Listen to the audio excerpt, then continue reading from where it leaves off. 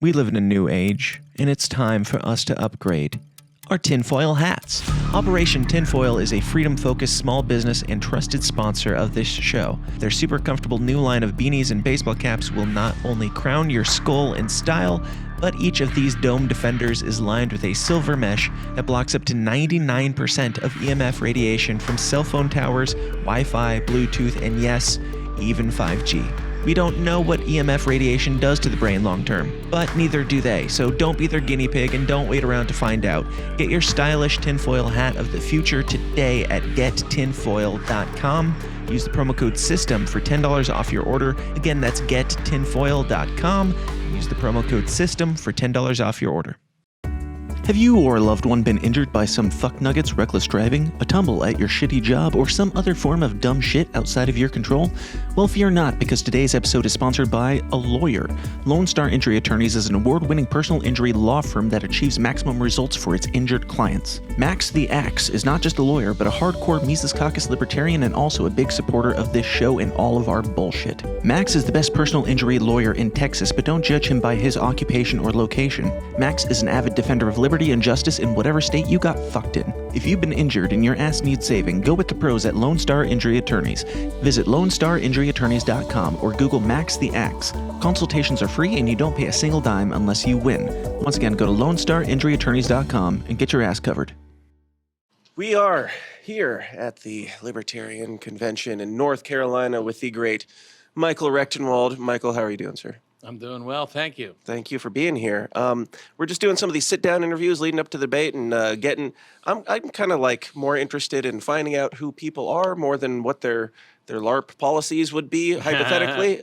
So I'm just going to humanize you a little bit here and get down to who Michael Rectenwald is a bit. So first question, what is your favorite song ever? Favorite song ever? Wow. Let's say it is... I think maybe it's coming down to Simple Twist of Fate. Yeah? Yeah. Why so? Explain. Because it captures like how fate really is blind and we don't know where it's leading us. Yeah. And yet it kind of usurps our intentions and takes over and puts us where it wants us to be. I like it.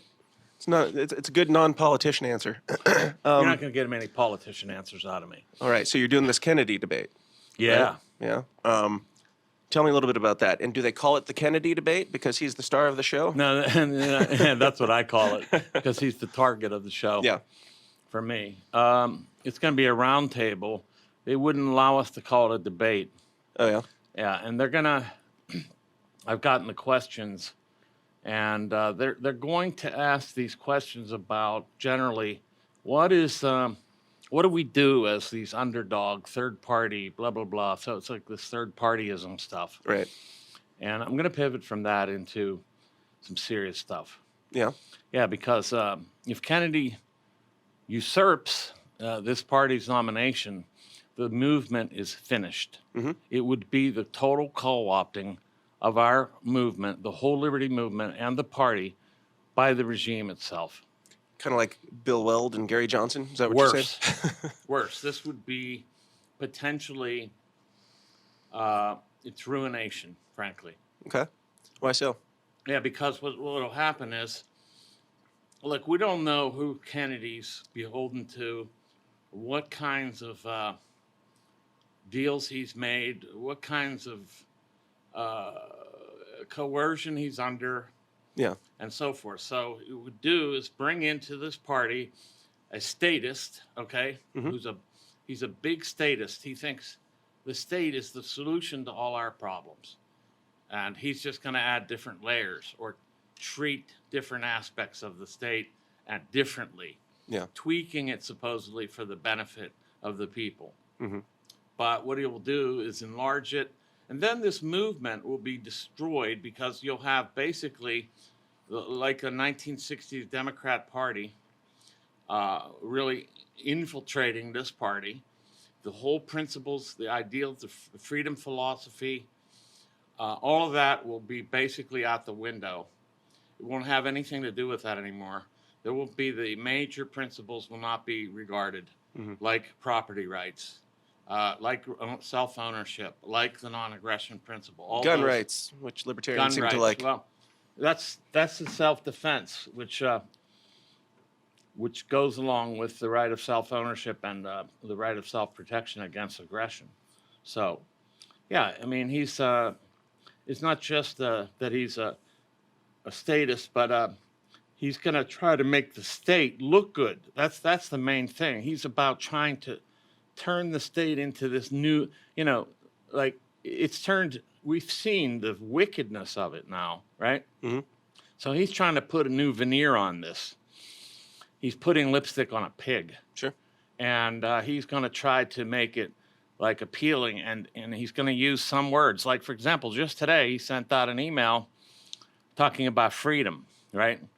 So he's already usurping our I noticed their booth over there, too. And they have a booth here, which tells me that this guy's really courting this party hard. He's going for it. So if anybody's not aware of this as one of the major threats that we're dealing with right now, I'm afraid they're completely in the dark. Sure.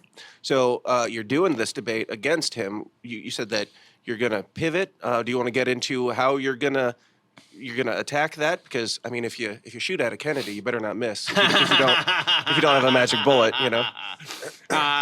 Yeah, like I'm not gonna be the Sirhan Patsy Yep. up there pretending to assassinate somebody when there's another guy behind him with a gun at his head. Mm-hmm. That guy that happens to be controlled by the CIA and other intelligence agencies. Mm-hmm.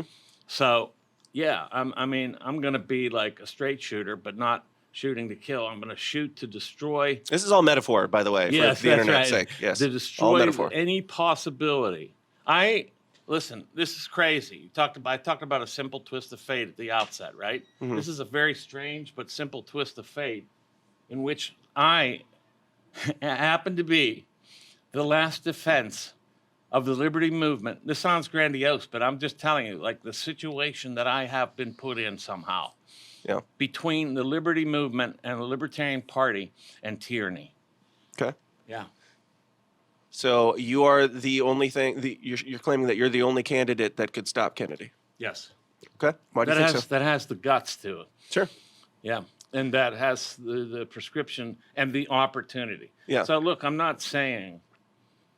Look, I have some diagnoses that I could say about what this party needs to do to grow and expand and all that, which effectively has to do with something like having a fervor that's almost religious in character. Yeah. And I don't mean to say it's a religion or a cult, but we need to be on fire and for liberty as individuals, and actually we need to embody it and to be the singularities that each one of us are. Yeah.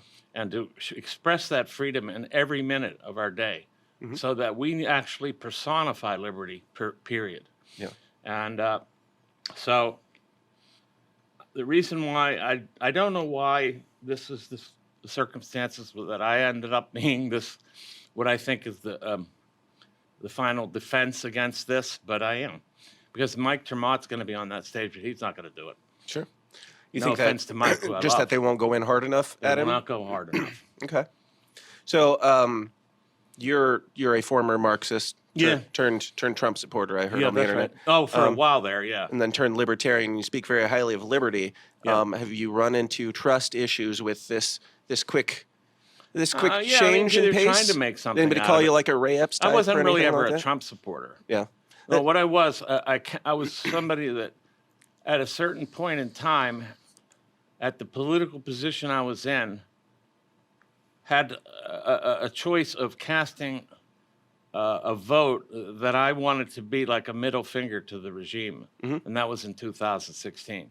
That's all it was kind of like F you to the regime, like headed there by Hillary Clinton, and calling all these people in America the basket of deplorables. Yeah. And my idea was really more identification with them. I get it. Like, I get the fuck you spirit. Like, Yeah, I and mean, even in whatever way Donald Trump could be the fuck you spirit. Yes. even Clint Russell only a few months ago said, I don't know, maybe I would cast a vote for him just as a kind of Right. If that's all there was, if that's the only middle finger you can give, like, yeah, that was it at that time. In that point of political preparation. Sure. Yeah. So has anybody called you a Fed because of that? They call me a Fed for other things. What specifically have they called you a Fed Well, for? when I was a graduate student writing my PhD in Carnegie Mellon, actually I was writing it in the history of science. Mm-hmm. It was under the English department, but it was actually a history of science dissertation. Mm-hmm. I was also a writer in an AI lab in the Robotics Institute, basically just writing about their programs. I wasn't writing code because I'm not a coder. Sure. And I was explaining what these things do. And that was basically because when I was going through grad school, I had 3 kids the whole way through, from master's through PhD. That's massively difficult. So anyway, I don't have to say why I apologize for having to have a job. Just tell me why they think you're a Fed. Tell us Because why. Tell us all why you're a Fed. They've said that because some of the papers that I co-authored were funded by DARPA. Okay. So they said, oh, he's a federal agent. Yeah. Because he's like writing these programs to spy on us and all this surveillance state. He's actually writing code for the surveillance state. This guy's an agent, right? Yeah. This is absurd. Yeah. The interesting thing is, at the time that I was in that job, I was also a major anti-war activist with a website, and I was speaking. I spoke at the New York rally against the Iraq War. One time, I was sitting in my office writing anti-war propaganda, and there's a general 5 feet away from me, like looking at one of our demos of our applications. So, like, it was hilarious. So I was really an infiltrator. Now, I like the act and everything. Can we turn the cameras off just for 1 second? Now, your boss, Michael Heiss, my boss also, Fed, we all know that. He sent me down here to help you spice up. He knows that you're going in against Kennedy, and he wants me to help you spice up your image a little bit. Okay. And get with the kids. Are you open to some? Well, it's not from me. It's from the higher ups. Yeah, you mean I need Fed, Michael Heiss. Yeah, I'm going to do it. Is it like piercings or? Well, have you thought about like something like that? I thought about it. Okay. Yeah. Or like, I'm afraid that I'll rip my nose off. Sure. In my sleep. Have you thought about like hair plugs or anything? Plugs? Yeah, like plugs. No, I'm not just a little doing bit. that. Comb over a little bit. How about a hat? Have you ever? I saw you wear a hat. What are you trying to get at here? Hey, I'm the image guy. I'm the propaganda guy. So I'm just. Now look, I'm here to help. I have less than Javier Milei's hair. Would you wear this hat? And these sunglasses? And Yes. and this jacket. Yeah, sure. I'm here to help. Okay, yeah, sure. It's for the kids. Okay, let's put it on. Okay. All right, so we're not talking permanently. We're just talking now. Yeah. I mean, we're just gonna give it a shot, see how it goes, see how maybe it this goes with the becomes kids. my whole look Yeah. from here on in. I mean, there's no reason not to. I go on stage with Kennedy. Again, this is Like this. well-known Fed Michael Heiss's idea, so don't blame me. True. Heiss is really Karl Rove in disguise. Yeah. Yeah. The more you know. You know. Yeah, man. I like it. Now look into the camera and what do you think? You good? All right, you can go ahead and turn it back on. All right, we are back. Thank you for that quick ad break. With Michael Rectenwald, who has always looked this way. Call me Rec. Yeah. Oh, I had one more thing. Could you, like, with the laugh, could you bring it down a little bit? Like, Okay. Like it's a little bit nasally, just like ha ha from the gut down. Yeah. Like ha ha. Yeah, perfect. There you I go. see. You don't mean like, in volume. yeah. You mean in like where it's coming from. Yeah, and when you cross your arms, you can cross them even harder because you're thug life now. Oh, I see, man. Yeah, I like it. All Cool. So, Can I take a hit of my vet? absolutely, go for it, especially in the new look. Like the kids love that shit. Now that we can get serious with your serious look, we can go ahead and we'll pick it up here. So you have the Mises Caucus endorsement. Correct. They have been in the past. They've been pretty anti-abortion. in every Yes, way, that's very right. pro-life. Right. And you've said that you would not vote against, or you would not vote for an abortion ban. Has there been any conflict there? I don't think so, no. I've said clearly, I think that abortion is a egregious violation of the NAP because I believe that persons have the right of property over themselves, regardless of their age or size or stage of development. Mm-hmm. And I think we need a spiritual crusade to overcome people's utter blindness towards this. But I don't want the state going around arresting women and putting them in jail for abortions. I don't want the state arbitrating this. And I think the best way to do this is, look, this is kind of like we have to be kind of like the abolitionists who are basically working to make it clear why this particular practice is inhumane and it's egregiously morally bankrupt and evil. Yeah. But you didn't see the abolitionists trying to put the slaveholders in jail. Yeah. You saw them trying to get a consciousness raised about this issue. That's what we need to do. Sure. So, I mean, we don't need to get into a too deep libertarian abortion debate or anything, but please. yeah, I'm like, is there a point? You said it does violate the NAP, but there's not a reason to enforce it. Like in general, if something is violating the NAP in your ideal society, how do you enforce that? Can't. I think that we would basically create a massive backlash against the liberty movement in general if we promoted a state-imposed incarceration and arrest of women for having abortions. This would make the Libertarian Party look like, in the minds of these people, it'll make us look like Nazis. Yeah. So we can't go about it that way. And this is for the betterment of the actual movement, but also for the lives of the unborn. So you're saying that we can't, as a caucus or as a party, take that stance. Do you take that stance, though? What stance? Of putting people in jail? The stance of, arresting people for No, abortions. I don't take that stance. Okay. I know there's at least one candidate who does, and I just think it's... Who's that? I think it's Josh. Oh, he's not here because he's a coward. Fucking coward. All right. So, No comment. what are you hoping to get out of this debate tomorrow? Do you have anything specific in mind going into it? I'm wavering between making an argument or opening with a story, a narrative. Yeah. So mostly I have been making arguments. Yeah. But I think that we need to be narrativizing our experience and using narrativity to counter the narratives of the regime. So I think storytelling, and this is not fiction. Propaganda. Here. So I think that we need to talk about, I want to talk about my own, I would call it not so much a conversion experience as my own liberation. Yeah. From the cult of statism. I was in a particular strain. There's many status cults. Mm-hmm. And I think I'm going to talk about how I broke out of it, but what it was like when I broke out of it. And that's the kind of experience that we need to convey to people, how liberating it is to get out of a status cult. And then that way we could grow the movement by being like a torch. Yeah. That catches other people on fire. And I don't mean literally, of course. The party catching people on fire. Unless it's RFK, right? Yeah, well no. Still, it's got hyperbole and metaphor. Detail. Yes. I'm not going there. Uh-huh. So libertarians are known for their drama. Is there any drama going into this that you want to clear up? Anything that you... There's all kind of drama. Oh, yeah? Yeah. What's the latest? Give us the Liberty drama scoop.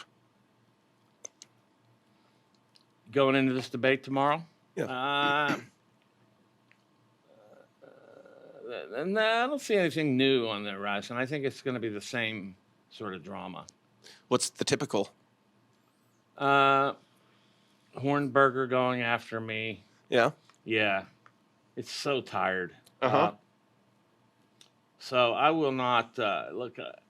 This is silly, and so we don't need like a party. We don't need like a party operative to lead the party.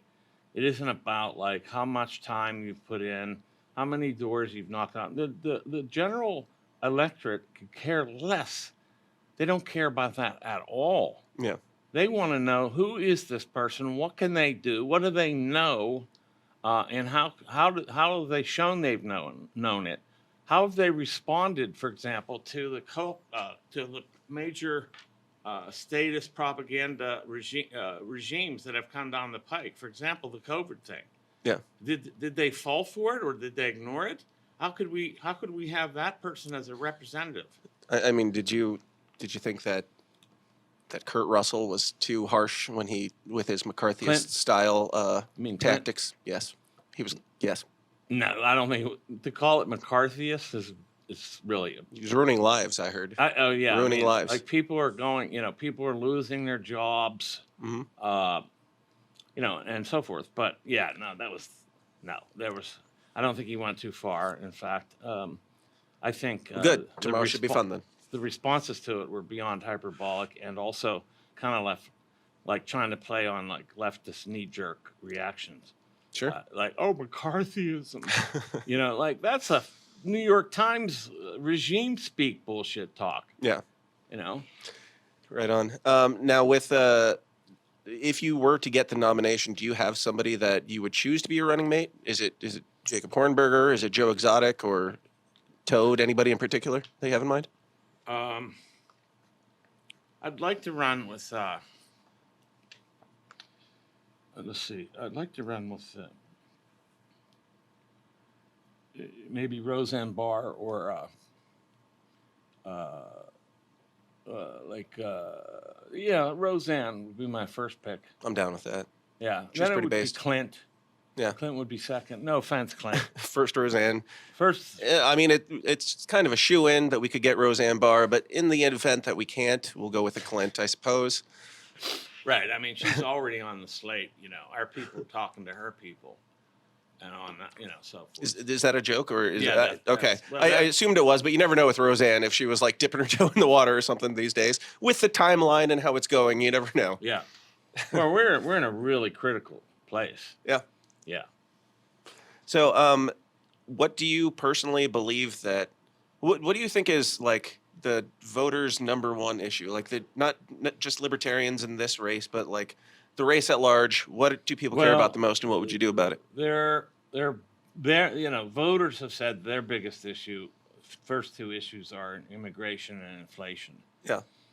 So, I have approaches to both of those, but I think also we need to get the voters to understand that we have to have a principled stance toward interventionism and war. Yeah.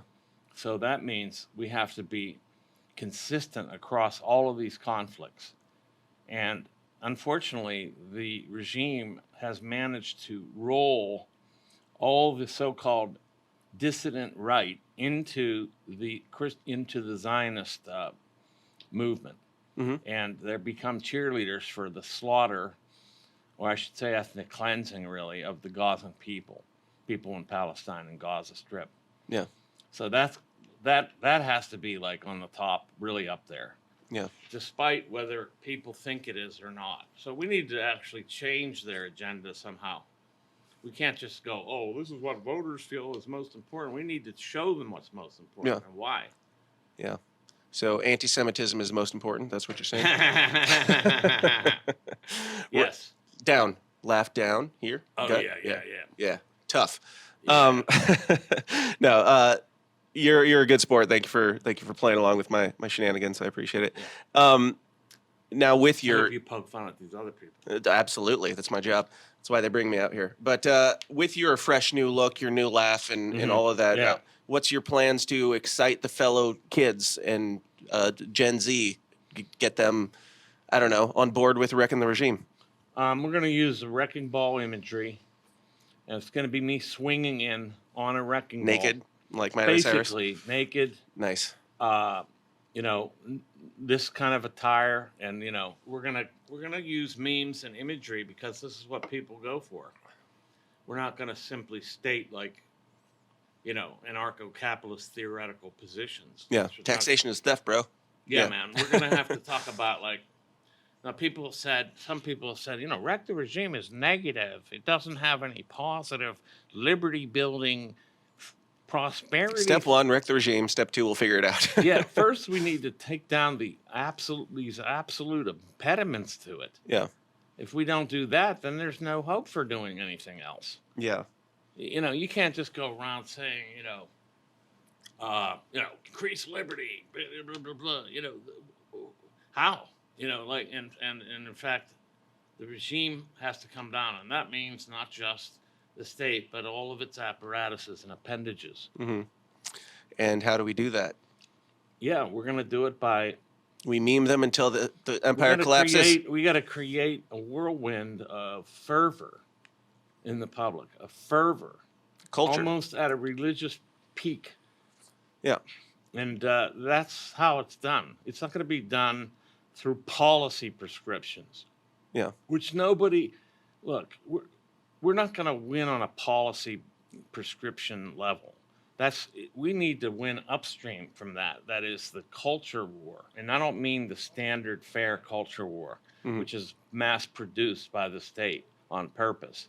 I'm talking about the culture war against the state itself. Yeah. Yeah. Absolutely. I like it.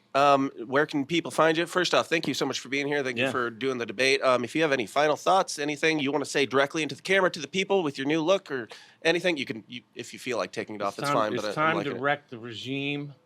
Go to wreck the regime, REC-theregime.com. Let's go. I like it. Rick, thanks a lot, man. Appreciate it. Yep. Good luck. Yeah.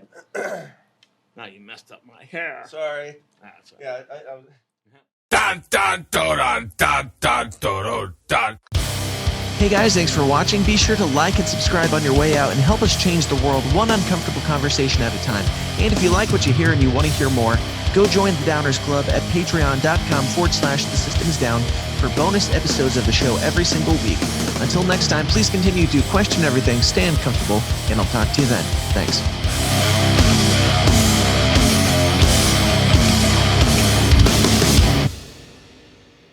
This concludes our broadcast day. Click.